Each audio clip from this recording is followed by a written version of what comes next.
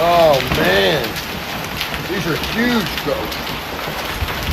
Oh, huge golf balls. Quarter-size hail.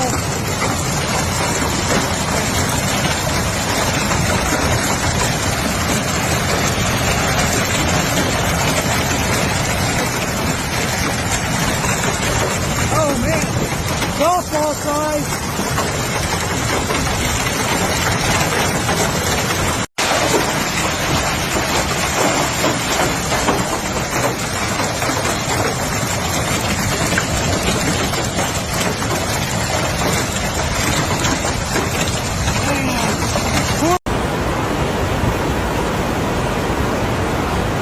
Oh, that's a bummer.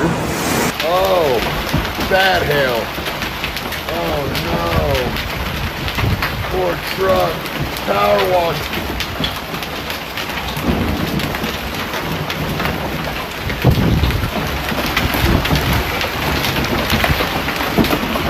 Oh, my guns are huge. Oh.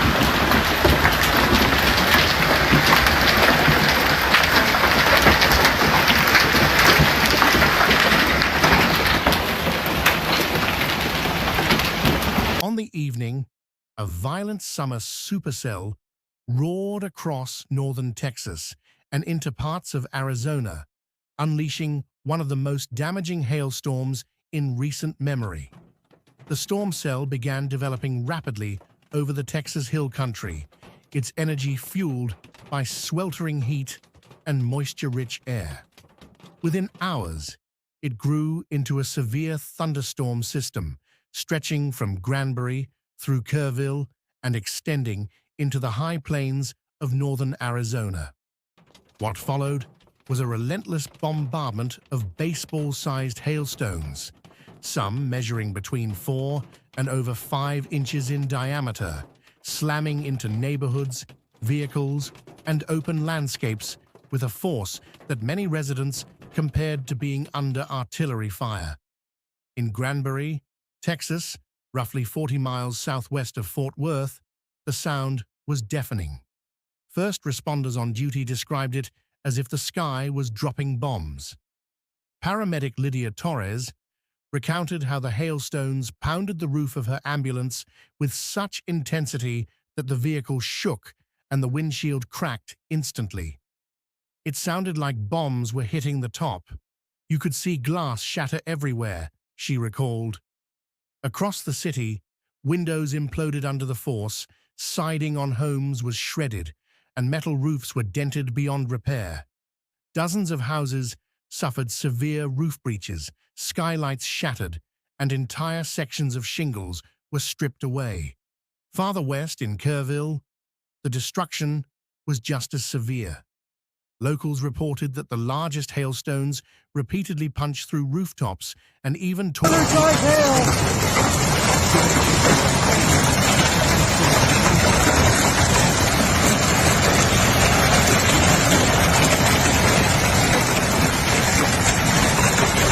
Oh man, golf ball size.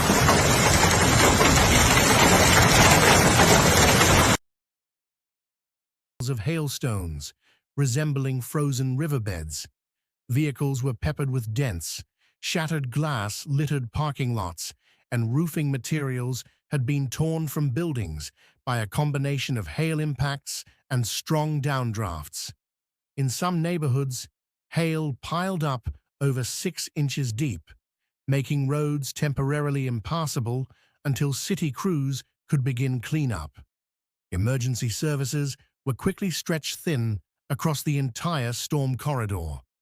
In Dallas, the event stirred memories of the catastrophic 2012 hailstorm that caused an estimated $900 million in damages.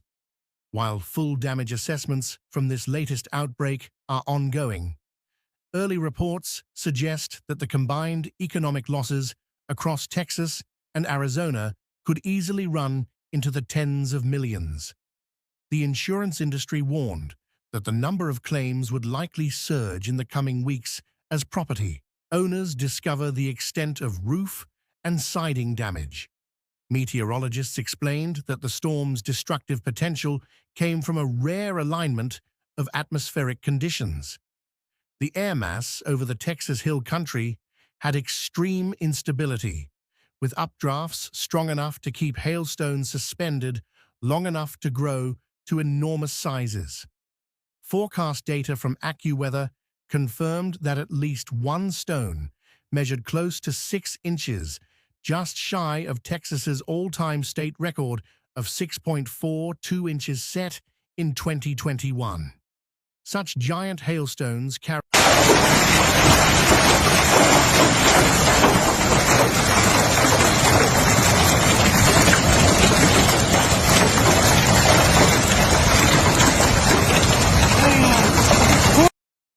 walls like Super Bowls, while others huddled inside bathrooms and closets when the sound of breaking glass filled their homes.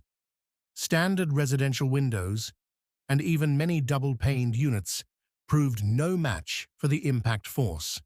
The storm also inflicted widespread damage on utility infrastructure. In parts of Texas and Arizona, transformers were smashed, power poles splintered, and transmission lines severed by falling tree limbs and hail impacts. At the peak, more than 200,000 homes and businesses were without electricity. For some, power remained out for over 24 hours, adding to the misery as temperatures stayed high overnight. The National Weather Service had issued severe thunderstorm warnings for large portions of Texas and northern Arizona hours earlier, noting the potential for hail as large as baseballs, wind gusts exceeding 55 miles per hour, and the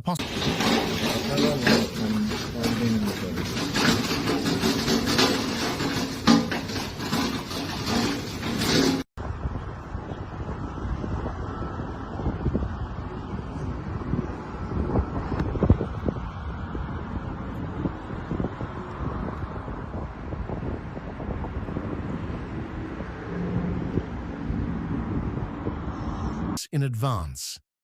Auto body shops filled quickly with damaged vehicles, many needing new windshields, hoods, and roof panels.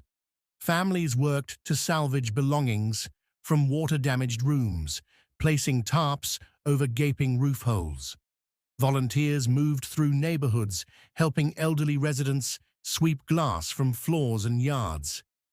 The psychological toll was clear. Youth baseball teams canceled games because fields were littered with broken glass and debris. Schools in the hardest-hit districts closed for cleanup and inspections.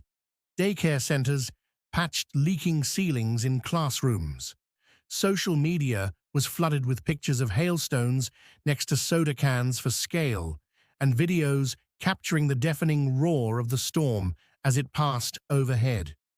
Meteorologists and climate experts note that while hail has always been a hazard in this region, there is growing concern that climate change may be increasing the frequency and intensity of such extreme events.